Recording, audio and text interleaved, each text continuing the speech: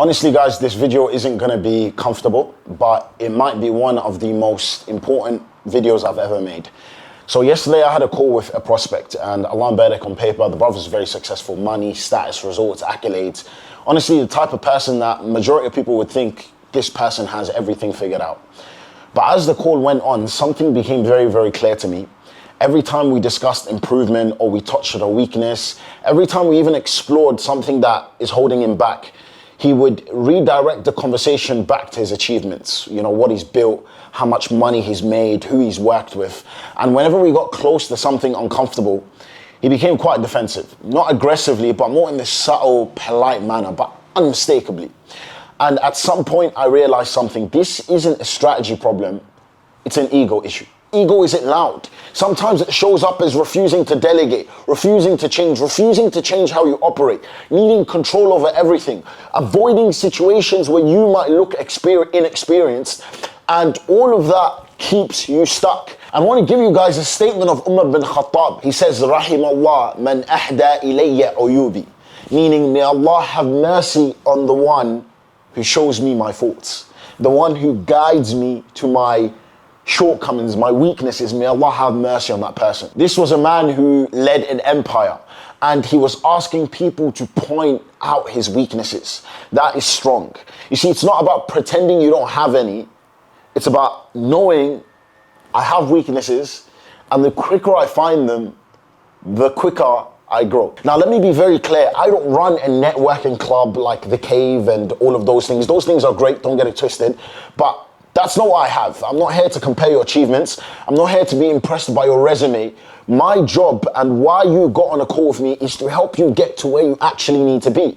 And that requires honesty, brutal honesty sometimes. Because if you're focused on protecting your self-image and your identity, you won't fix the problems that are actually holding you back. And trust me, after working with over almost 900 founders, there's one signal that predicts success more than intelligence, money, or experience. It's self-awareness. It's how quickly a man can say, that was my fault, or I'm the bottleneck, or I need to change, or I'm weak in this area. Not the loudest men, not the richest men, not the most impressive men, the most honest ones. You see, we had clients like Shams, Abu Noor, and many others, and they didn't come in pretending they had it all together. In fact, on the calls, the initial calls when we spoke to them, they came in open. They came in coachable, they were vulnerable, willing to be corrected. And it's no coincidence how fast their companies scaled. Not because we gave them secret tactics, but because they were ready to change. They understood that the level they are right now is not good enough. Though, like I said, to the majority of people, they were doing fantastic. And here's the dangerous part. Ego is one of the most expensive personality traits a founder can have. And sometimes it costs years of your life, because it makes you defend the very things that are holding you back. And guys, I'm not saying this from a pedestal. Ego has messed me up many times in my life, right? For many years, it slowed down growth in my life massively. It damaged opportunities. It even destroyed relationships that I had. It kept me stuck at levels that I should have outgrown much earlier. And that's not because I lacked ability, but because I wasn't ready to admit where I was weak. I wanted to be seen as competent. I wanted to be seen as someone who knows what he's doing more than I wanted to improve. And that is a deadly trap for high performers. So guys, I want to read you a passage from one of my favorite books. It's a book called Integrity by Dr. Henry Cloud. And in the book, he's telling the story of a young CEO, a young founder in a business, and he was asked by one of the employees, want some feedback.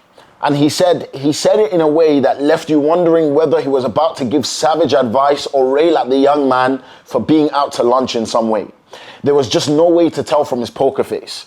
But I will never forget the young superstar's immediate response.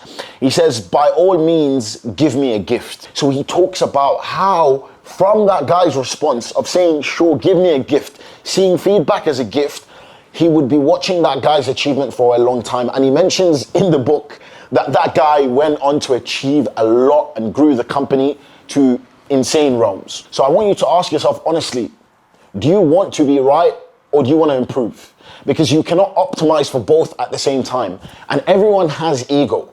The question is not whether it exists or not. We ask Allah to shrink our egos and to eliminate it completely. But the question is, can you put it aside when growth demands it? When it's time to grow, can you get rid of that ego? Can you choose truth over comfort, correction over validation, progress over your self-image?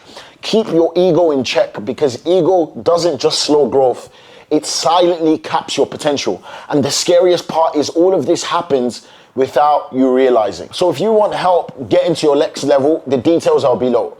But whether you work with us or not, that's irrelevant. Master this principle, because it will determine how far in life you go.